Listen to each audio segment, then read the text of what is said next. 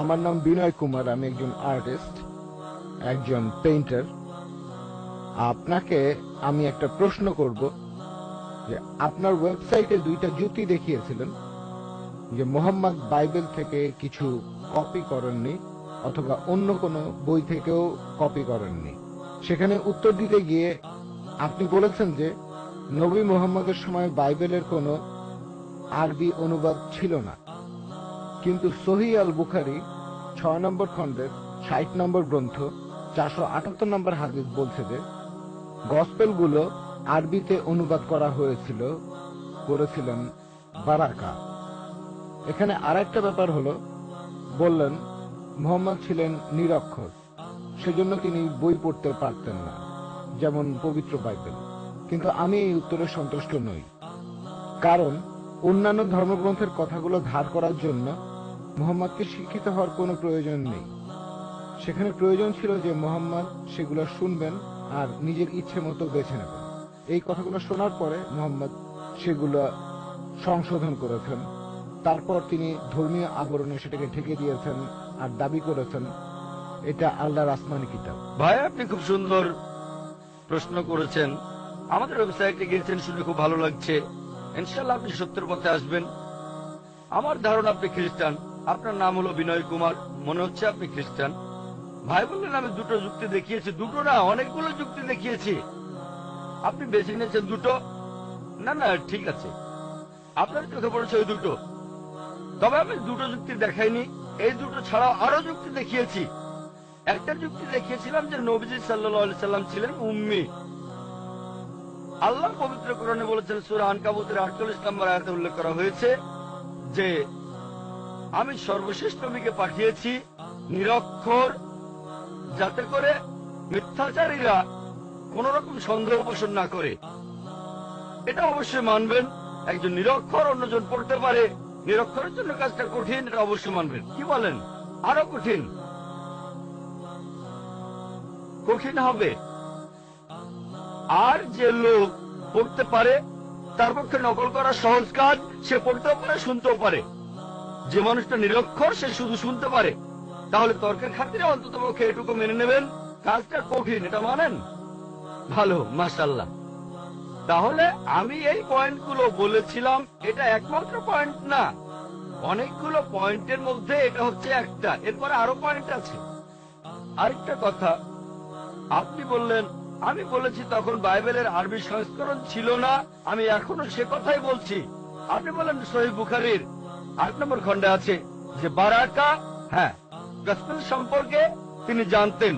কোথাও বলা নেই তিনি অনুবাদ করেছিলেন। ভাই, আমি চ্যালেঞ্জ করছি, আপনাকে চ্যালেঞ্জ করছি, আমি খ্রিস্টানদের কথাই বলছি। প্রথমবার বাইবেল লেখা হয়েছিল, সেটা ছিল 10ম শতাব্দীতে। তার মানে খ্রিস্টান বিশেষজ্ঞরা অনেক দেরি করে লিখেছেন। আর বাইবেলের প্রথম আরবি অনুবাদ সেটা নবীজির কয়েকশো বছর পরের কথা। হ্যাঁ, বারাকা তিনি আসলে ছিলেন বনী ইসরাইল। তিনি খ্রিস্টান ধর্ম সম্পর্কে সে সময় জানতেন, আরবিও জানতেন। তিনি আসলে অনুবাদ করেননি, হয়তো কিছু নোট লিখেছিলেন, তবে পুরো বাইবেলের অনুবাদ অসম্ভব। সহিহ বুখারী কোন জায়গাতেই বলছে না যে বারাকা পুরো বাইবেল অনুবাদ করেছে। আপনাকে চ্যালেঞ্জ করছি। এটা বলা আছে যে বারাকা তখন খ্রিস্টানদের আইন আর গসপেল সম্পর্কে জানতেন, হয়তো কিছু নোটও লিখেছিলেন। যদি সালমান রুশদির কথা তো শুনেছেন, সালমান রুশদির বইতেও কোরআনের আয়াত আছে, কিন্তু বইটাকে তো কোরআন বলা যাবে না। সালমান রুশদি বই লিখেছিল পবিত্র কোরআনের বিরুদ্ধে, তার সে বইতে পবিত্র কোরআনের কিছু আয়াতও ছিল, তার মানে এই না যে সেটাই কোরআন।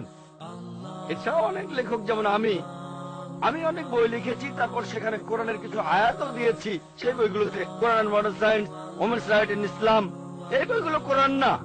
এটা বলতে পারবেন না যে ডক্টর জাকির নাইক কোরআনের অনুবাদ করেছেন। আপনারা আমাদের ওয়েবসাইটে গেলে দেখতে পাবেন ডক্টর জাকির নাইক বই লিখেছেন কোরআন মডার্ন সায়েন্স, সেখানে অনেক আয়াতের উদ্ধৃতি দিয়েছি।